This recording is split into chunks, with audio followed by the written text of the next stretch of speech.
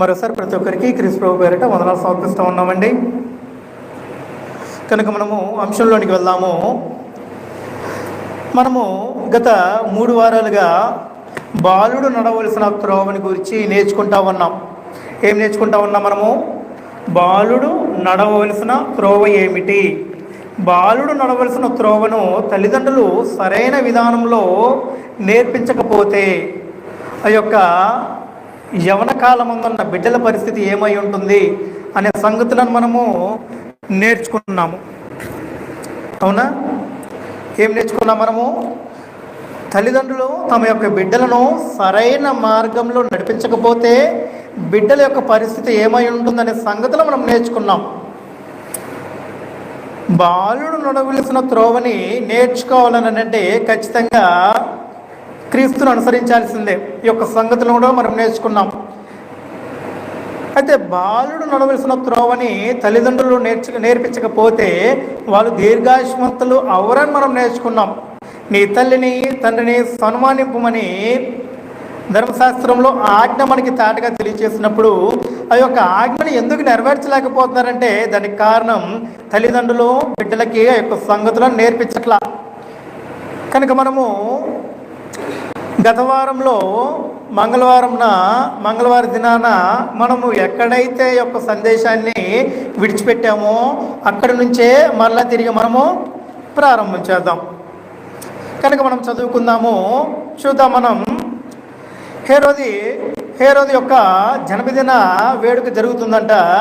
జరుగుతూ ఉంటే అక్కడ ఒక యవనురాలు నృత్యం చేసిందంట, నాట్యం ఆడిందంట. అయితే నాట్యం ఆడినప్పుడు ఆ యొక్క రాజు ఏం చేశాడంటే, నువ్వేదైనా కోరుకో, నీకు నేనేమైనా ఇస్తానని చెప్పేసి మాట ఇచ్చేశాడంట. అంటే మన భాషలో చెప్పాడంటే గిఫ్ట్ అనమాట. మన భాషలో చెప్పాలంటే బహుమతి. నువ్వేదైనా కొరకు నేను నీకు ఇస్తానని చెప్పేసి రాజు ఏం చేశాడంటే మాట ఇచ్చాడు. అయితే అక్కడ ఉన్న బ్యాక్గ్రౌండ్ ఏంటంటే, రాజు యొక్క సోదరుడి యొక్క భార్యను ఏం చేశాడంటే, ఈ యొక్క హేరోదు ఏం చేశాడంటే తను ఉంచేసుకున్నాడు. అంటే అక్రమ సంబంధాన్ని ఏర్పాటు చేసుకున్నాడు. అక్రమ సంబంధాన్ని ఏర్పాటు చేసుకుంటే ఈ యొక్క హేరోదుని బాప్తిస్మ ఇచ్చి యోహాను ఏం చేశాడంటే హెచ్చరించాడు.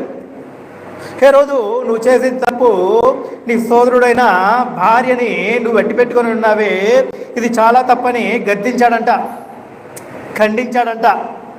ఖండిస్తే అతన్ని తీసుకొని వెళ్ళి చెరసాలలో వేయించారంట. అయితే ఇప్పుడు హేరోదు సోదరుడైన భార్యని ఈ యొక్క హేరోదు అట్టి పెట్టుకున్నాడు కనుక, హేరోదియని అట్టి పెట్టుకున్నాడు కనుక, ఉంచుకున్నాడు కనుక, తనతో వ్యభిచారం కొనసాగిస్తున్నాడు కనుక ఇక్కడ ఏం జరుగుతూ ఉందంటే ఆమె మనసులో పగని పెట్టుకుంది, ద్వేషం పెట్టుకుంది, కోపం పెట్టుకుంది. వాస్తవానికి సూర్యుడు అస్తమించే వరకు కోపం అనేది నరుల్లో ఉండకూడదు అనేది దేవుని ఆజ్ఞ. కానీ అక్కడ ఆ యొక్క స్త్రీలో కోపం అనేది ఉడిగిపోతూ ఉంది. అయితే ఆ కోపము, ఆ యొక్క పగని ఎవరి ద్వారా తీర్చుకోవడానికి ఆలోచన చేసిందంటే తన యొక్క కుమార్తె ద్వారా తీర్చుకోవడానికి ఆలోచన చేసింది. ఆ యొక్క సమయం కోసం ఎదురు చూస్తూ ఉంది. ఆ యొక్క సమయం వచ్చింది. వచ్చినప్పుడు వెంటనే ఆ యొక్క స్త్రీ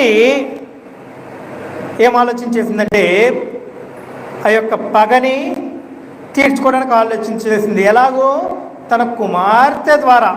అంటే ఆ చిన్న బిడ్డకి ఏం నేర్పిస్తూ ఉంది? ఆ యవనురాలికి తల్లి ఏం నేర్పిస్తూ ఉంది? అదిగో యోహాను తల నరికివేసి పల్లెంలో పెట్టించమని చెప్పు. చూడండి లేఖనం ఒకసారి. మత్తయి సువార్త 14వ అధ్యాయము 1వ వచనం నుంచి చదవదామండి. మత్తయి సువార్త 14వ అధ్యాయము 1వ వచనం నుంచి. ఆ సమయమందు చతుర్థాధిపతి అయిన హేరోదు యేసుని గురించిన సమాచారం విని, ఇతడు బాప్తిస్ము ఇచ్చు యోహాను, అతడు మృతుల్లో నుండి లేచి ఉన్నాడని, ఇందువలన అద్భుతములను అతని యందు క్రియారూపంలో వచ్చినాయని తన సేవకులతో చెప్పాను. ఏలి అనగా, నీవు నీ సోదరుడైన ఫిలిప్పు భార్యకు హేరోదియను ఉంచుకొనుట న్యాయము కాదని యోహాను చెప్పగా, బాప్తిస్ము ఇచ్చి యోహాను ఏం చెప్పాడండి? నీ సహోదరుడైన ఫిలిప్పు యొక్క భార్యను నువ్వు ఉంచుకొనుట న్యాయము కాదు. ఏం నేర్పిస్తా ఉన్నాడు? అక్కడ వారి యొక్క కుటుంబంలో సరైన క్రమం జరగట్లా, అక్రమం జరుగుతూ ఉంది, పాపం జరుగుతూ ఉంది. అయితే బాప్తిస్మ ఇచ్చే యోహాను ఇక్కడ గర్తించాడంట. ఏలి అనగా, నేను చదివే లేఖన భాగము మత్తయి సువార్త 14:3 ఏలి అనగా, నీవు నీ సహోదరుడైన ఫిలిప్పు భార్యకు హేరోదియాను ఉంచుకున్నట్టు న్యాయము కాదని యోహాను చెప్పగా, హేరోదు ఆమె నిమిత్తము యోహానును పట్టుకొని బంధించి చెరసాల్లో వేయించి ఉండెను. ఏం చేశాడంట?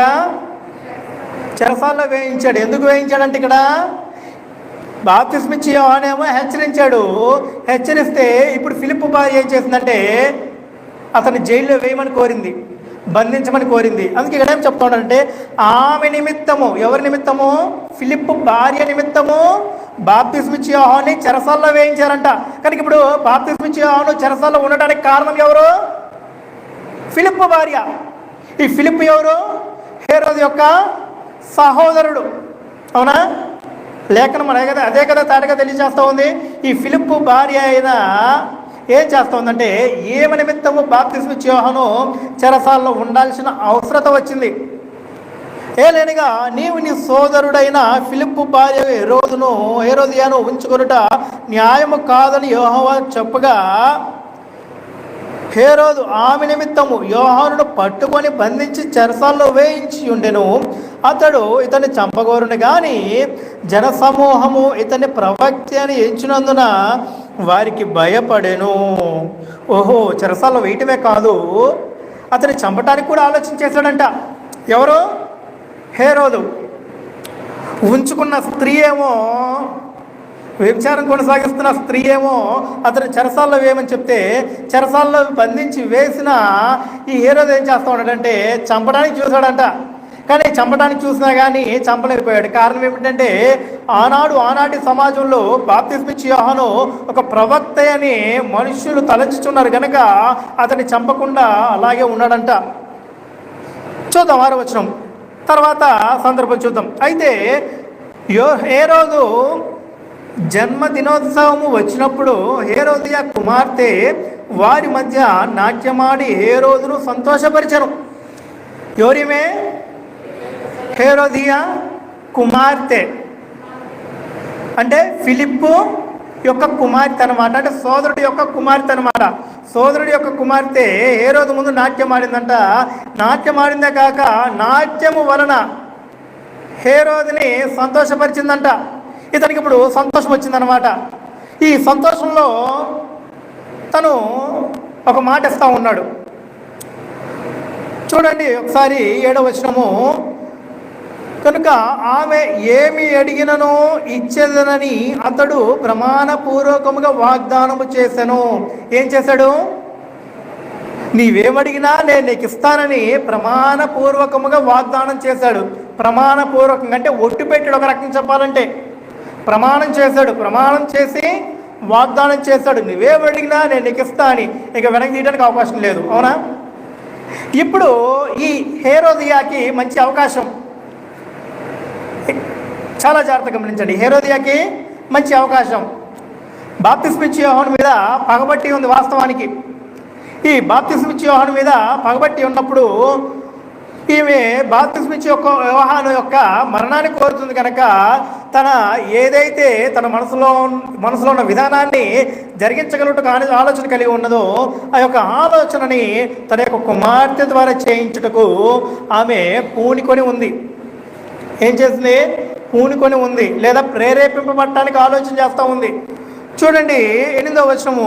అప్పుడు ఆమె తన తల్లి చేత ప్రేరేపింపబడినదై. ఎవరి చేత అండి? తల్లి చేత. ఎవరి చేత ప్రేరేపింపబడింది? తల్లి చేత ప్రేరేపింపబడినదై. ఏం చేస్తూ ఉందో చూడండి. అప్పుడు ఆమె తన తల్లి చేత ప్రేరేపింపబడినదై బాప్తిస్మ ఇచ్చే యోహాను తలను ఇక్కడ పళ్ళెంలో పెట్టి నాకు ఇప్పించుమని అడిగాను. ఎంత బాధాకరమైన విషయం అంటే ఇది. ఆలోచించేయండి ప్రేతపరమైన వారులారా, ఇది ఎంత బాధాకరమో చూడండి. ఒక ప్రవక్త, ఈ ప్రవక్త ఎంత గొప్పవాడు చూద్దాం ఒకసారి. ఈ ప్రవక్త ఎంత గొప్పవాడో మనము. చాలా గొప్పవాడు ఈ యొక్క ప్రవక్త. ఈ ప్రవక్తది ప్రత్యేకమైన జన్మ. ఆనాటి కాలంలో ఈ ప్రత్యేకమైన జన్మ కలిగిన ప్రవక్త యొక్క తలను వచ్చేంచమని అడిగింది ఆ యొక్క తల్లి. ఎవరి ద్వారా? కూతురి ద్వారా. అంటే కూతురికి ఏం నేర్పిస్తూ ఉంది యొక్క తల్లి? ఏం నేర్పిస్తూ ఉందండి? అతని యొక్క తల కావాలి, పల్లెంలో పెట్టివ్వండి నాకు. ఒక నరహత్య కోరుతుంది అనమాట. నరహత్య చేయకూడదనేది ఆజ్ఞ, అవునా కదా? నరహత్య చేయకూడదనేది ఆజ్ఞ. కానీ అక్కడ బిడ్డలకు ఏం నేర్పిస్తుందంటే, తన యొక్క కూతురికి ఏం నేర్పిస్తుందంటే, ఒక చిన్నదానికి ఏం నేర్పిస్తూ ఉందంటే, ఒక మానవుని యొక్క మరణాన్ని కోరే విధానాన్ని నేర్పిస్తూ ఉంది. ఒక్కసారి ఆలోచించేయండి, ఒక సందర్భం ఎలా ఉంటుందో. తక్షణమే ఏం చేశారు చూడండి ఒకసారి. తక్షణమే ఏం జరిగింది అక్కడ చూడండి. 10వ వచనము, బంట్రౌతులను పంపి చెరసాల్లో యోహాను తలగొట్టించెను. వాడతని తల పల్లెంలో పెట్టి తెచ్చి ఆ చిన్నదానికి ఇచ్చెను. ఆమె తన తల్లి వద్దకు దాన్ని తీసుకొని వచ్చెను. అయ్యో, ఎంత బాధాకరమైన విషయం చూడండి. ఇది మాట తప్పడు కదా ఇప్పుడు హేరోదు. కనుక ఏం చేశాడు? బంట్రౌతులను పంపించి చెరసాలలో ఉంచిన బాప్తిసం ఇచ్చే యోహాను యొక్క తలని తగనరికి మొండాన్ని అక్కడ పడవేసి ఆ యొక్క తలని పల్లెంలో పెట్టి తీసుకొని చిన్నదానికి ఇచ్చారంట. ఆ యొక్క నాట్యమాడి సంతోషపరిచిన తన యొక్క సోదరుడి కుమార్తె యొక్క చేతిలో పల్లెని పెట్టారంట. ఇప్పుడు ఆ పల్లెల్లో ఏముంది? తల ఉంది. ఎవరి తల? యోహాను తల ఉంది. తలతో పాటు ఏముంటుంది అక్కడ? రక్తం ఉంటుంది. ఏముంటుందండి? ఏముంటుంది? రక్తం ఉంటుంది. రక్తంతో నిండి ఉన్న ఆ యొక్క పళ్ళెము, రక్తంతో నిండి ఉన్న ఆ యొక్క తలను పళ్ళెల్లో పెట్టుకొని తీసుకొని ఇస్తూ ఉంటే అది ఎంత ఘోరంగా, ఎంత క్రూరంగా ఉంటుందో ఆలోచించేయండి. ఇటువంటి ఘోరమైన క్రూరమైన ఆలోచన కలిగిన తల్లి తన బిడ్డకి ఏం నేర్పిస్తుందో ఒకసారి ఆలోచించేయండి. ఇటువంటి మన సమాజంలో జరగట్లేదంటారా? జరుగుతూనే ఉన్నాయి. ఇటువంటివి సమాజంలో జరుగుతూనే ఉన్నాయి. మీ బిడ్డలను మీరు సరైన క్రమంలో పెంచకపోతే ఇటువంటి అనార్థాలే జరుగుతూ ఉంటాయి. మీరు తల్లిదండ్రులు సరైన మార్గంలో నడిస్తేనే మీ యొక్క బిడ్డలు సరైన మార్గంలో నడవగలరు. మన దినాన సమాజంలో ఒక బాధాకరమైన విశేషం జరిగిందండి. ఒక బాధాకరమైన సమాచారం ఒకటి వచ్చింది. 4 ఏళ్ల పాప అంటండి, 4 ఏళ్ల చిన్నారి. ఒక వివాహ వేడుక జరుగుతూ ఉంది. వివాహ వేడుక జరుగుతూ ఉంటే ఒక వివాహ వేడుకకి ఒక యవనుడు వచ్చాడు. ఆ 4 ఏళ్ల పాపనంట ఎత్తుకొని పొదల్లోకి తీసుకొని వెళ్ళాడంట. చాలా జాగ్రత్తగా గమనించండి అమ్మా. ఈనాటి సమాజం యువత ఎటుపోతుందో ఆలోచించేయండి. ఈ యొక్క 4 ఏళ్ల చిన్న పాపని ఆ యొక్క పెళ్లి సందర్భంలో, పెళ్లి హడావిడిలో, ఎవరి పనుల్లో వాడుంటే ఆ యొక్క యవనుడు ఏం చేస్తాడంటే 4 ఏళ్ల పాపని ఎత్తుకొని పొదల్లోని తీసుకొని వెళ్ళి మానభంగం చేస్తాడండి. అత్యాచారం చేశాడు. 4 ఏళ్ల పాప. ఎంత బాధాకరమైన విషయం. వాడికి అటు ఆలోచన వచ్చిందంటే దానికి ఎవరి కారణం అంటే తల్లిదండ్రులేనండి. ఎంత బాధాకరమో తెలుసా? యూట్యూబ్లో ఒక చిన్నపిల్ల చనిపోయి ముడుచుకొని పొదల్లో పడిపోయి ఉంది. ఒంటి మీద బట్టలు లేకుండా, దుస్తువులు లేకుండా. చిన్నపిల్ల, 4 ఏళ్ల పాప. ఇటువంటి దౌర్భాగ్యమైన స్థితి సమాజంలో జరుగుతుందంటే దానికి కారణం మీరు మీ యొక్క బిడ్డల్ని సరైన క్రమంలో పెంచకపోవటమే. మీరు మీ యొక్క బిడ్డల్ని సరైన క్రమంలో పెంచకపోవటమేనండి. పిల్లోడు తప్పు చేస్తే దండించడం మానేసి, పిల్లోడు తప్పు చేసి ఇంటికి వస్తే వాడిని కాపాడటం మొదలు పెడతా ఉంటారు. వాడు దండిస్తే రెండోసారి వెట్టితో అటువంటి తప్పు చేయకుండా ఉంటాడు కదని ఆలోచన లేకుండా వాళ్ళు వచ్చి వీడిని కొడితే వీడు గాయపడతాడేమో, వీడికి హాస్పిటల్ చూపిస్తే మనకు డబ్బులు అవుతావేమో, మనము నలుగురిలో నవ్వులు పాలవుతామేమో అని ఆలోచన చేసి వీరు చేసిన తప్పులని కప్పిపుచ్చుకోవడానికి ఆలోచన చేస్తూ ఉంటారండి. ఈనాటి సమాజంలో జరుగుతున్న పరిస్థితులు అవి చూడండి. ఇక్కడ గ్రంథంలో తేటగా తెలియజేస్తూ ఉంది. గ్రంథం ఇటువంటి జరుగుతూ ఉన్నాయని తేటగా తెలియజేస్తూ ఉంది. ఫిలిప్పు భార్య అక్రమ సంబంధం పెట్టుకుంది. అక్రమ సంబంధాన్ని ఖండించిన కారణాన బాప్తిస్మ ఇచ్చే యోహాన్ని తలగోరింది. ఎలా కోరింది? తన కూతుర్ని ప్రేరేపించింది. కూతురు ఏం చేసింది? వెళ్ళి హేరోదుని అడిగింది, నాకు బాప్తిస్మ ఇచ్చే యోహాను తల కావాలి అని. బండ్రోదులను పంపించి చెరసాలకు పంపించి తనకు తెగ నరికి పల్లెల్లో పెట్టించి చిన్నదానికి ఇచ్చారంట. ఆ పల్లెల్లో రక్తం లేదా? ఎంత భయంకరంగా ఉంటుందో ఆలోచించేయండి. ఆలోచన, ఇంత భయంకరమైన ఆలోచన కలిగి ఉన్న ఆ యొక్క మనుషులు అలా ఉంటారో ఆలోచించేయండి. అటువంటి తల్లిదండ్రులు నాటి సమాజంలో ఉన్నారేమో ఆలోచన చేసుకొని అటువంటి విధానం ఏమైనా ఉంటే తొలగించుకోవాలండి, తొలగించుకోవాలి. బిడ్డ ఏమైనా అమ్మా ఇది తప్పు కదా అన్నట్లు అక్కడ ఆ యొక్క చిన్నది, అమ్మా ఇది తప్పు కదా, మానవుని యొక్క మరణం కోరటము, మనుషుని చంపటం తప్పు కదా అని బిడ్డ కూడా చెప్పట్లా. తల్లి ఎటు అడిగేస్తే బిడ్డ అటు అడిగేస్తుంది. చూడండి, కావాలంటే మీరే చూడండి. తల్లి ఎటు అడిగేస్తే ఆ యొక్క బిడ్డ కూడా ఎటో అడిగేస్తుంది. చూడండి ఒకసారి మత్తయి సువార్త 14వ అధ్యాయము 8వ వచనము. అప్పుడు ఆమె తన తల్లి చేత ప్రేరేపింపబడినదై బాప్తిస్మిచ్చి యోహాను తలను ఇక్కడ పల్లెంలో పెట్టి నాకు ఇప్పించుమని అడిగాను. అడుగుతుంది ఎవరు? చిన్నది, ఫిలిప్పు భార్య యొక్క కుమార్తె, అంటే ఫిలిప్పు కుమార్తె, హేరోదియ కుమార్తె. అంటే తల్లి అడిగేసింది, తల్లి చెప్పేసింది, తల్లి ప్రేరేపించేసింది, కూతురు అడిగేసింది అనమాట. కనుక తల్లిదండ్రులు బిడ్డలు పాడవడానికి కారణం అవుతూ ఉంటారండి, ఖచ్చితంగా కారణం అవుతూ ఉంటారు. తల్లిదండ్రులు సరైన మార్గంలో ఉంటేనే బిడ్డలు సరైన మార్గంలో ఉంటారు.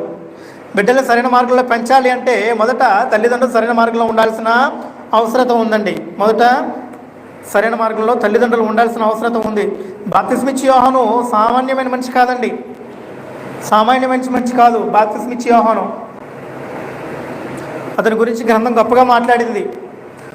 అటువంటి వ్యక్తిని తలగొట్టి తమ్మని తల్లి ప్రేరేపించింది. ఇది చాలా బాధాకరమైన విషయం అనమాట. కనుక ఇటువంటి సంగతులు గ్రంథంలో మనకి అనేకమైనవి ఉన్నాయండి, అనేకమైనవి ఉన్నాయి. బాలుని నడవలసిన త్రోవని బిడ్డలకు నేర్పించాల్సిన అవసరం ఉంది. అది గ్రంథం మనకి తేటగా తెలియచేస్తూ ఉంది.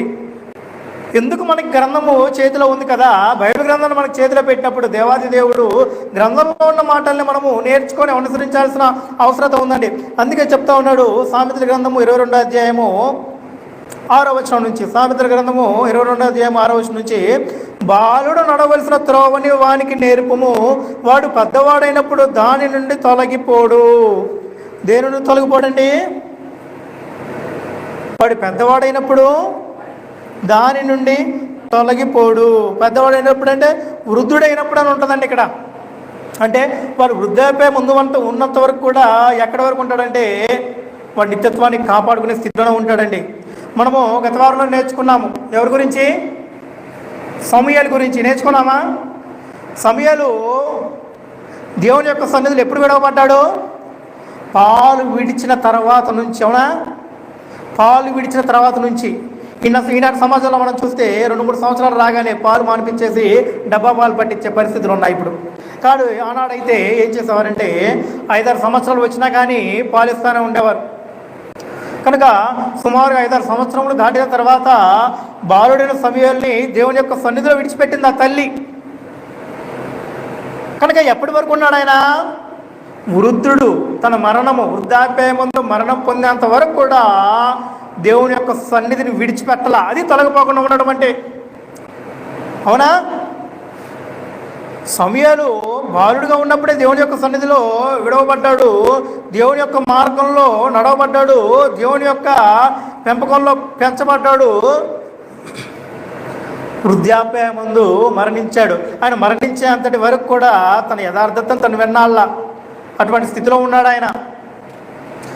అలా కదా బిడ్డల్ని పెంచాల్సింది, అలా కదా మన గ్రంథం అది కదా చెబుతూ ఉంది. కనుక మనము చూద్దాము యవనులు ఎటువంటి స్థితిలో ఉండాలి, ఏం చేయాలనేది కూడా లేఖనం మనకి తేటగా తెలియచేస్తూ ఉందండి. యవనులు ఎటువంటి స్థితిలో ఉండాలి, ఏం చేయాలి? తల్లిదండ్రులు సరైన మార్గంలో బిడ్డల్ని పెంచడం ఒక ఎత్తు అయితే, బిడ్డలు కూడా తల్లిదండ్రులకు లోబడి జీవించాల్సిన అవసరం ఉందనేది ఇది ఒక ఎత్తు. కనుక మనము యోసేపు గురించి ఆలోచన చేసినట్లయితే, యోసేపు చక్కగా తన తండ్రికి లోబడి బ్రతికినవాడు. అయితే కొన్ని కారణాల సందర్భంగా తను ఐగుప్తు దేశానికి అమ్మివేయబడుతున్నాడండి. ఐగుప్తు దేశంకి అమ్మివేయబడిన తర్వాత అక్కడ పోతీఫర్ యొక్క అధికారం కింద తను ఉంటాడు. పోతిఫర్ యొక్క అధికారం కింద ఉన్న తర్వాత, ఐగుప్తి యొక్క రాజు కింద కూడా ఉన్న తర్వాత ఆ యొక్క రాజు యొక్క భార్య తను నాశిస్తూ ఉంది. రాజు యొక్క భార్య తను నాశిస్తూ ఉంది. తను యవ్వనుడు, సుందరుడు, కానీ తాను తన యథార్థతను, తను నేర్చుకున్న సత్ప్రవర్తనను, దేవుని యందు భయభక్తులను విడిచిపెట్టలా. దేవుని యందు భయభక్తులు విడిచిపెట్టలా. ఈనాడు సమాజంలో యువత ఎలాగ జీవించాలనేది చాలా జాగ్రత్త మనం గమనించాల్సిన అవసరం ఉంది. యోసేపుని చూసి నేర్చుకునే సంగతులు కొన్ని ఉంటాయి. యోసేపు తన యవ్వన కాలం ముందు తన యవ్వనాన్ని ఎలా కాపాడుకున్నాడు, తను ఆనాడు ఆ సమాజంలో ఆ కాలంలో ఎలాగ నీతి యథార్థంగా జీవించాడు, దేవునికి లోబడి జీవించడం అన్న సంగతులు కూడా మన గ్రంథంలో చూడగలం. ఆదికాండము 39వ అధ్యాయం చూసినట్లయితే ఇక్కడ మనకి లేఖనం తేటగా తెలియచేస్తూ ఉంది. ఆదికాండము 39వ అధ్యాయము 1వ వచనం నుంచి చూద్దామండి. ఆదికాండము 39వ అధ్యాయము 1వ వచనం నుంచి చూసినట్లయితే, యోసేపును ఐగుప్తునకు తీసుకొని వచ్చినప్పుడు ఫరో యొక్క ఉద్యోగస్తుడును రాజ సంరక్షక సేనాధిపతియునైన పోతిఫరును ఒక ఐగుప్తుడు అక్కడికి అతన్ని తీసుకొని వచ్చిన ఇష్మాయిలు యొక్క అతన్ని కొనెను. యెహోవా యోసేపునకు తోడై ఉండెను గనుక అతడు వర్ధిల్లుచు తన యజమానుడగు ఆ ఐగుప్తుని ఎంట నుండెను. యెహోవా అతనికి తోడై ఉండననియు అతడు చేసినదంతయు అతని చేతిలో యెహోవా సహాయం చేసననియు అతని యజమాను చూచినప్పుడు, ఇక్కడ వగేరా సంగతులన్నీ చూసుకుంటూ వస్తాడు. చూసుకుంటూ వచ్చిన తర్వాత యొక్క రాజు విచారణకర్తగా యొక్క ఇంటి మీద నియమిస్తాడండి. విచారణకర్తగా, ఆ ఇంటికి విచారణకర్తగా. ఇంట్లో ఉన్న ప్రతి దాని మీద అధికారం ఉందే కానీ రాజు యొక్క భార్య మీద అధికారం లేదని చెప్పేస్తూ ఉంటాడు. ఎంత న్యాయబద్ధంగా నడుచుకుంటాడంటే ఎవరుడైనా యోసేపు. చూడండి ఈ లేఖనం మనము 6వ వచనం నుంచి, ఆదికాండము 39వ అధ్యాయము 6వ వచనము. అతడు తనకు కలిగినదంతయు యోసేపు చేతికి అప్పగించెను. తాను ఆహారం తినుట తప్ప తనకేమి ఉన్నదో ఏమి లేదో విచారించువాడు కాడు. యోసేపు రూపవంతుడును సుందరుడై ఉండెను. అటు తరువాత అతని యజమానుని భార్య యోసేపు మీద కన్ను వేసి తనతో శయనించమని చెప్పాను. ఏం చేసిందంటండి? అటు తర్వాత చూడండి 7వ వచనం. అటు తరువాత అతని యజమానుని భార్య యోసేపు మీద కన్ను వేసి అతనితో శయనించమని చెప్పాను. ఆమె అతడు ఒప్పక, నా యజమానుడు తనకు కలిగినదంతయు నా చేతికి అప్పగించను కదా, నా వశమున తన ఇంటిలో ఏమి ఉన్నదో అతడు ఎరుగడు. ఈ ఇంటిలో నాకంటే పైవాడు ఎవడు లేడు. నీవు అతని భార్యమైనందున నిన్ను తప్ప మరి దేనిని నాకు అప్పగింపక ఉండలేదు. ఎంత అద్భుతంగా చెప్తున్నాడో చూడండి యోసేపు. చెప్తా ఉన్నాడు, నువ్వు ఇటువంటి దుష్ప్రవర్తన కలిగి ఉన్నావు కదా, నా పట్ల ఇలాంటి ఆలోచన కలిగి ఉన్నావు కదా, అయితే చెప్తున్నాను విను. నీ భర్త అయిన నా యజమానుడు ఈ ఇంట్లో ఉన్నవన్నిటి కూడా ఏది ఉందో ఏది లేదో కూడా తనకు తెలియదు, కానీ నాకు తెలుసు. వీటన్నిటిని కూడా నాకు అప్పగించాడు. కానీ నా యజమాని భార్య అయిన నిన్ను తప్ప మిగిలిన అన్నిటినీ నాకు అప్పగించాడు అని చెప్తా ఉన్నాడు. అంటే నిన్ను నాకు అప్పగించలేదు, నీతో నాకు పని లేదని చెప్తా ఉన్నాడు. ఏం చెప్తా ఉన్నాడు? నిన్ను నాకు అప్పగించలేదు, నీతో నాకు పని లేదని చెప్తా ఉన్నాడు. ఎంత యథార్థంగా ఉన్నాడు చూడండి యొక్క యవనుడు. నేను చదివే లేఖన భాగం ఆదికాండం 39వ అధ్యాయం 9వ వచనము. నీవు అతని భార్యవైనందున నిన్ను తప్ప మరి దేనిని నాకు అప్పగింపక ఉండలేదు. కాబట్టి నేనెట్లు ఇంత ఘోరమైన దుష్కార్యము చేసి దేవునికి విరోధముగా పాపము కట్టుకొందునని తన యజమాని భార్యతో అనెను. ఏమన్నాడంట? ఇంతటి దుష్కార్యాన్ని చేసి దేవునికి విరోధముగా పాపాన్ని కట్టుకోవాలా నేను? ఇది దేవుడికి విరోధమైందంట. దేవునికి విరోధమైందంట. యోసేపు ఎటువంటి ఆలోచన కలిగి ఉన్నాడు? దేవునికి విరోధమైంది ఏదైతే ఉన్నదో అది చేయకూడదని ఆలోచన కలిగి ఉన్నాడు యోసేపు. యాకోబు కుమారుడు, అమ్మివేయబడిన కుమారుడు. చూడండి, ఈ ఎవరుడైనా యోసేపు ఎటువంటి ఆలోచన కలిగి ఉన్నాడో, ఎక్కడి నుంచి వచ్చింది ఈ యొక్క సత్ప్రవర్తన? ఎక్కడి నుంచి వచ్చింది? తనకు తానుగా నేర్చుకున్నాడా? లేదు. తనకు తానుగా సత్ప్రవర్తన ఎవరు నేర్చుకునలేరు. కానీ ఎక్కడ నేర్చుకున్నాడు? యాకోబు దగ్గర నేర్చుకున్నాడు. ఎక్కడ నేర్చుకున్నాడు? యాకోబు దగ్గర నేర్చుకున్నాడు. యాకోబు ఎవరు? ఇస్సాకు కుమారుడు, అవునా? కమల కుమారుడు. ఏశావు, యాకోబు, అవునా? అన్నా తమ్ముళ్ళు అన్నమాట. ఇస్సాకు యొక్క కుమారుడు యాకోబు, యాకోబు యొక్క కుమారుడు ఏశావు. అంటే ఎటువంటి వంశంలో నుంచి వచ్చాడు ఇతను? విశ్వాసుల యొక్క వంశంలో నుంచి వచ్చాడు. ఎవరి వంశంలో నుంచి వచ్చాడు? విశ్వాసుల వంశంలో నుంచి వచ్చాడు. గొప్పగా చెప్పుకోగలడు. ఏమని చెప్పుకోగలడు? మా తండ్రి అయిన అబ్రహామని గొప్పగా చెప్పుకోగలడు. ఇశ్రాయేలు అందరూ ఏం చెప్పుకుంటారు గొప్పగా? అబ్రహాము దేవుడు, ఇస్సాకు దేవుడు, యాకోబు దేవుడు, అవునా? అబ్రహాముని నడిపించిన దేవుడు, ఇస్సాకుని నడిపించిన దేవుడు, యాకోబుని నడిపించిన దేవుడు ఆయనే మా యెహోవా అని ఇశ్రాయేలీలు గొప్పగా తమ పితరుల పేరును ఎత్తి మాట్లాడతారనమాట. అటువంటి కుటుంబంలో నుంచి వచ్చిన ఎవరైనా యోసేపు. కనుక ఎటువంటి పెంపకంలో పెరిగాడంటే దేవుని యందు భయభక్తులు కలిగిన పెంపకంలో ఇతను పెరిగాడంట. తన యథార్థతను వినాలంట. దేవునికి ఎదురుగా దుష్కార్యం చేయటానికి ఆలోచన చేయలా. చూడండి, మళ్ళా తిరిగి 9వ వచనము, నీవు అతని భార్యవైనందున నిన్ను తప్ప దేనిని నాకు అప్పగింపక ఉండలేదు, కాబట్టి నేను ఇట్లింత ఘోరమైన దుష్కార్యము చేసి దేవునికి విరోధముగా పాపము కట్టుకొందునని తన యజమానిని భార్యతో ఆనేను. ఏమందంట? యజమాని భార్యతో అందంట, ఒప్పుకోట్లేదు, నా దేవుడికి విరోధంగా ఇటువంటి దుష్కార్యం నేను చేయనని చెప్తా ఉన్నాడు ఆ యొక్క స్త్రీతోటి. అప్పటికి ఆమె ఆగుతుందా? చూడండి 10వ వచనము, దినదినమున ఆమె యోసేపుతో మాట్లాడుచుండెను. అంతటితో ఆగట్లా, దినదినమున విసిగిస్తూ ఉంది యోసేపుని. దినదినమున ఆమె యోసేపుతో మాట్లాడుచుండెను, కానీ అతడు ఆమెతో శయనించుటకైనను ఆమెతో నుండుటకైనను ఆమె మాట విన్నవాడు కాడు.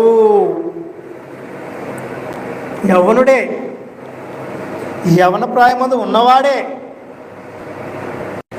కానీ ఈనాటి సమాజంలో మనం ఇందాక చెప్పుకున్నాం, ఏం జరిగింది? ఒక వివాహ వేడుక కార్యక్రమానికి వెళ్ళిన ఒక యవనుడు 4 ఏళ్ల పాపని పొదల్లోకి తీసుకెళ్ళి బలాత్కారం చేసి చంపి పడేస్తాడండి. బాధాకరమైన విషయం. ఇక్కడ చూస్తేనేమో ఈ యొక్క స్త్రీ ఎంత బలవంతం చేసినా దినదినమున తను ఇబ్బంది పెట్టి నాతో శయనించమని అన్నా కానీ తను ఏం చేస్తూ ఉన్నాడు? ఆమెకు దూరంగా ఉండడానికే ఆలోచన చేస్తూ ఉన్నాడే కానీ దేవునికి విరోధమైన పాపము చేయటానికి, దేవునికి విరోధంగా పాపం చేయటానికి ఆలోచన చేయట్లా. అవునా కాదా? ఆలోచన చేయట్లా. ఇంకా చూడండి 11వ వచనం చూడండి, అట్లుండగా ఒకనాడు అతడు తన పని మీద ఇంటి లోపలికి వెళ్ళినప్పుడు ఇంటి మనుషుల్లో ఎవరునూ అక్కడ లేరు. అప్పుడు ఆమె అతని వస్త్రం పట్టుకొని అతనితో శయనింపుమని చెప్పగా అతడు తన వస్త్రమును ఆమె చేతిలో విడిచిపెట్టి తప్పించుకొని బయటికి పారిపోయేను. అతడు తన వస్త్రమును ఆమె చేతిలో విడిచి తప్పించుకుపోవుట ఆమె చూచినప్పుడు ఇక వగైరా సంగతులు. కనుక ఇక్కడ యోసేపు ఏం చేశాడో చూసారా? ఆమె ఇంకా అంతటితో ఆగట్లా. ఆఖరికి ఆ యొక్క స్త్రీయే బలవంతం చేయడానికి ఆలోచన చేసింది. ఎవరామా? రాజు భార్య. రాజు భార్య కూడా బలవంతం చేయడానికి ఆలోచన చేస్తే తన వస్త్రములు సైతం విడిచిపెట్టి పారిపోయాడంట. ఎంతటి మంచి గుణం!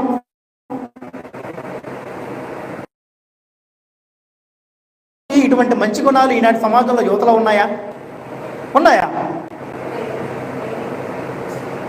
ఉన్నాయని ఎవరైనా కానీ తన గుండె మీద చేసుకొని చెప్పగలరా? తల్లిదండ్రులు సైతం తన బిడ్డల ప్రవర్తన తెలిసి కూడా వారిని గద్దించరు, ఖండించరు, శిక్షించరు. తల్లిదండ్రులకు తెలిసినా కానీ ఎవరు చేయట్లేదు ఈ సమాజంలో, అందరూ అలాంటి వాళ్ళే కదా అనే భావన కలిగి ఉంటున్నారే కానీ నేను ఎందుకు ఇలా ఉండాలి, నేను దేవుని మీద భయభక్తులు కలిగి ఉండాలన్న ఆలోచన ఎందుకు రావట్లా? ఆలోచించేయాలి, చాలా జాగ్రత్తగా ఆలోచన చేయాలి. యోసేపు ఏం చేశాడంట? తన వస్త్రములు సైతం విడిచిపెట్టి పారిపోయాడంట.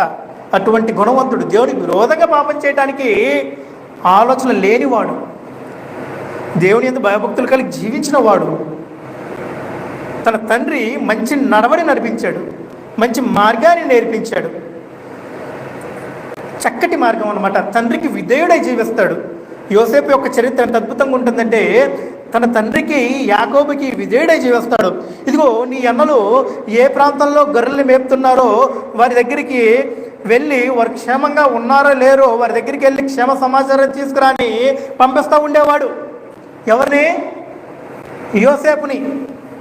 ఇతను వెళ్ళి అన్నలు ఏం చేస్తున్నారు అని కనిపెట్టుకొని ఉండేవాడు.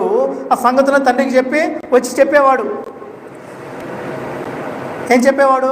అన్నలు ఏం చేస్తున్నారో ప్రతిదీ కూడా చెప్పేవాడు అనమాట. అంత నమ్మకంగా ఉండేవాడు తండ్రికి. తండ్రికి నమ్మకమైన కుమారుడు ఎవరు? యోసేపు. తండ్రికి నమ్మకమైన కుమారుడు అయి ఉండేవాడు. ఈ నమ్మకమైన కుమారుడు తండ్రి చెప్పిన మాట వినేవాడు. యవనుడు. ఎంత అద్భుతంగా ఉంటుందంటే ఆలోచించేయండి. అటువంటి నడిపింపు ఈనాటి సమాజంలో మనం మన బిడ్డల్ని నడిపిస్తూ ఉన్నామా? ఆలోచించేయాలి. కనుక మనము కొత్త నిబంధనలో కూడా ఒకసారి చూద్దాము. బాల్యం నుంచే బిడ్డల్ని సరైన మార్గంలో పెంచాల్సిన అవసరం ఉంది. బాల్యం నుంచే మన యొక్క బిడ్డల్ని సరైన మార్గంలో పెంచాల్సిన అవసరం ఉంది. ఎందుకంటే గత 4 వారాలుగా ఈనాటి సమాజంలో యువత పాడైపోవడానికి కారణమైన అంశాన్ని 4 వారాలుగా చెప్పుకుంటూ వస్తానే ఉన్నాం. దానికి కారణం, నువ్వు ఒక విత్తనం వేసావు, ఆ యొక్క విత్తనం మొలకెత్తిన తర్వాత అది మంచి ఫలాలు ఫలించాలన్నా, అది ఏ తెగులు లేక ఎదగాలి అన్నా ఏం చేయాలి? ఎరువు వేయాలంట. పురుగు మందు పడితే పురుగు మందు కొట్టాలంట. ఏ తెగులు రాకుండా మందు కొట్టాలంట. ఆ యొక్క కాయ పడిన తర్వాత పండేదాకా చాలా జాగ్రత్తగా కాపాడాలంట. మరి ఎంతమంది కాపాడుతూ ఉన్నారు మీరు బిడ్డల్ని? కళ్ళ ముందే బిడ్డలు మరణిస్తూ ఉంటే ఏం చేయలేని పరిస్థితి. కళ్ళ ముందే బిడ్డలు మరణిస్తూ ఉంటే ఏం చేయలేని పరిస్థితి. చాలామంది రోధిస్తూ ఉంటారు. ఏమని? అయ్యో నీకు అప్పుడే 100 ఏళ్ళు నిండిపోయాయా అని. వాడికి తిప్పి చూస్తే 16-17 ఏళ్ళు కూడా ఉండవు చనిపోయిన వాడికి. అవునా కాదా? తిప్పి చూస్తే వాడికి 16-17 సంవత్సరాలు ఉండవు, లేదా 25 సంవత్సరాలు ఉండవు, లేదా 30 సంవత్సరాలు ఉండవు. అయ్యో నీకు అప్పుడే 100 ఏళ్ళు నిండిపోయాయని ఈ యొక్క 50 ఏళ్ళ తండ్రి 60 ఏళ్ళ తండ్రి ఏడుస్తూ ఉంటాడు. తీసుకెళ్ళేదేదో నన్ను తీసుకెళ్తే బాగుండేది కదా, పోయేదేది నేను పోతే బాగుండేది కదా, నాకు 60-70 సంవత్సరాలు ఉన్నాయి, వాడికి ఇంకా చాలా సంవత్సరాలు ఉన్నాయి కదా, వాడు ఎవరుడే కదా, వాడికి ఇంకా జీవించే కాలాలు అనేకమైన ఉన్నాయి కదా, వాడు అప్పుడే పోవాలా అని ఏడుస్తూ ఉంటారు. కానీ వాడు పోకముందే వాడి యొక్క జీవితాన్ని సరైన మార్గం నడిపించాలని ఆలోచన చేస్తూ ఉన్నారా? చేతులు గాలిన తర్వాత ఆకులు పట్టుకుంటారంటే నా సమాజంలో ఏం చేస్తూ ఉన్నారు? చేతులు గాలిన తర్వాత ఆకులు పట్టుకుంటారంట.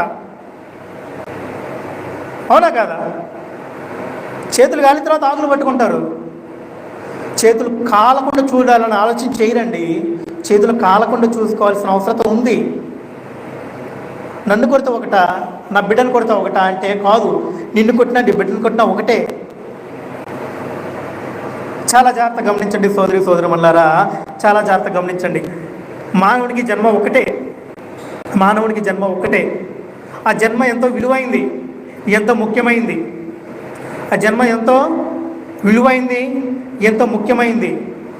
ఆ యొక్క జన్మకి ఎంతో ప్రాధాన్యత ఉంది. మానవుడి యొక్క జన్మ విలువ తెలుసు కనుక తన యొక్క ఇష్ట ప్రకారంగా ఇష్టానుసారంగా జీవిస్తూ ఉన్నాడు. మనుష్యుడు తన యొక్క మానవుడి యొక్క జన్మ విలువ తెలుసుకోక తన ఇష్టానుసారంగా జీవిస్తూ ఉన్నాడు. అందుకే దేవుడు చెప్తా ఉన్నాడు, నీవు నీ యొక్క విలువ తెలుసుకొని నీ తల్లిదండ్రులకు లోబడి నువ్వు బ్రతుకని చెప్తా ఉన్నాడు. ఏమని చెప్తా ఉన్నాడు? నీవు నీ తల్లిదండ్రులకి లోబడి బ్రతుకని చెప్తా ఉన్నాడు. చూద్దాం, లేక మనము చూద్దాం. ఎందుకంటే మనం చాలా జాగ్రత్తగా గమనించాల్సిన అవసరం ఉంది. మన పరమందున్న దేవుడు, తండ్రి అయిన దేవుడు పరిశుద్ధ గ్రంథాన్ని మన చేతిలో ఉంచాడు. మనం ఎలా బ్రతకాలో నేర్చుకోమంటా ఉన్నాడు. మన బ్రతుకుని సరిదిద్దుకోమంటా ఉన్నాడు. మనలో ఉన్న లోపాలని సరి చేసుకొని బ్రతకమని చెప్తూ ఉన్నాడు. కనుక ఇటువంటి సంగతులు మనము ఆలోచించాల్సిన అవసరం ఉందండి. ఇటువంటి సంగతులు మనము ఆలోచించాల్సిన అవసరం ఉంది. ఏదో ఏముందిలే, ఈరోజు అయిపోయింది కదా, మరొక రోజు వస్తుంది కదా, అప్పుడు చూసుకుందాంలే అని ఆలోచన కలిగి ఉంటారు చాలామంది. ఏం ఆలోచన కలిగి ఉంటారు? చిన్న పాపమే కదా, చిన్న తప్పే కదా, కొంచెమే కదా, పోనీలే ఈసారి చేయను అంటున్నాడు కదా అని వదిలేస్తారు. అదేమవుతుంది తర్వాత? నిప్పు రవ్వంతైనా కానీ ఏం చేస్తుంది? అడవిని తగలబెడుతుందంట. ఏం చేస్తుంది? నిప్పు రవ్వంతైనా కానీ అడవిని తగలబెడుతుంది. అడవులు ఎలా తగలబడతాయి తెలుసునా మీకు?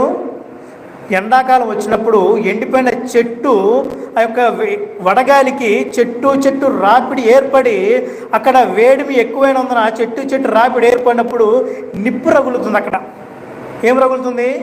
నిప్పు రగులుతుంది. దానివల్ల ఏమవుతుంది? అడవి మొత్తం కూడా తగలబడిపోతుంది. కనుక నీ యొక్క కుటుంబంలో నీ బిడ్డలు నీకు లోబడుతుందో లేదో నువ్వు గమనించాల్సిన అవసరం ఉంది. ఒకవేళ లోబడకపోతే దానికి కారణము తల్లిదండ్రులనని గమనించాల్సిన అవసరం ఉంది. ఎవరండి? దానికి కారణము తల్లిదండ్రులనని గమనించాల్సిన అవసరం ఉంది. కనుక తల్లిదండ్రులు బిడ్డలని క్రమశిక్షణలో పెంచాల్సిన అవసరం ఉందండి. తల్లిదండ్రులు తమ యొక్క బిడ్డల్ని క్రమశిక్షణలో పెంచాల్సిన అవసరం ఉంది. గత 4 వారాలుగా ఈ యొక్క సందేశాన్ని మనం నేర్చుకుంటూ ఉన్నాం. మరి ఎంతమంది వింటున్నారో నాకైతే తెలియదు కానండి. దయతో ప్రేమతో ఈ యొక్క సందేశాన్ని తెలియచేస్తూ ఉన్నాం. ఈనాటి సమాజంలో యువతకు ఎంతో భవిష్యత్తు ఉంది. ప్రభు పని కొరకు ఎంతగానో పనిచేయాల్సిన అవసరం ఉంది. ప్రభు పని కొరకు ఎంతోమంది అవసరం, యువత అవసరం, ప్రతి ఒక్కరు అవసరం. అది గ్రంథం మనకు తేటగా తెలియజేస్తుంది. కనుక మనం చూద్దామండి. ఆఖరికి వచనం చూసుకొని మనం ముగించుకుందాం. ఎఫెసీయులకు రాసిన పత్రిక 6వ అధ్యాయము 1వ వచనం చూసినట్లయితే ఇక్కడ చాలా చక్కగా తేటగా తెలియజేస్తూ ఉన్నాడు. ఎఫెసీయులకు రాసిన పత్రిక 6వ అధ్యాయము 1వ వచనం నుంచి, పిల్లలారా ప్రభువునందు మీ తల్లిదండ్రులకు విధేయుడయుండుడి. ఏమో చెప్తా ఉన్నాడు? పిల్లలారా ప్రభువునందు మీ తల్లిదండ్రులకు విధేయుడయుండుడి. ఇది ధర్మమే. విధేయులై ఉండండి మీ తల్లిదండ్రులకు మీరు. 2వ వచనం, మీకు మేలు కలుగునట్లు నీ తల్లిని నీ తండ్రిని సన్మానింపుము, అప్పుడు నీవు భూమి మీద దీర్ఘాయుష్మంతుడవుదువు. కనుక నీ తల్లిదండ్రులను సన్మానించి వాళ్ళకి విధేయుడు అయ్యి లోబడి బ్రతుకు, నీ దీర్ఘాయుష్మంతుడు అవుతూ ఉంటాం. ఇది వాగ్దానంతో కూడిన ఆజ్ఞల్లో మొదటిది.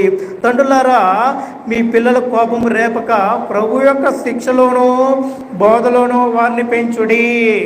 తల్లిదండ్రులారా ఇప్పుడు మీరు ఏం చేయాలంటే ప్రభు యొక్క శిక్షలోనో బోధలోనో వారిని మీరు పెంచాల్సిన అవసరం ఉంది.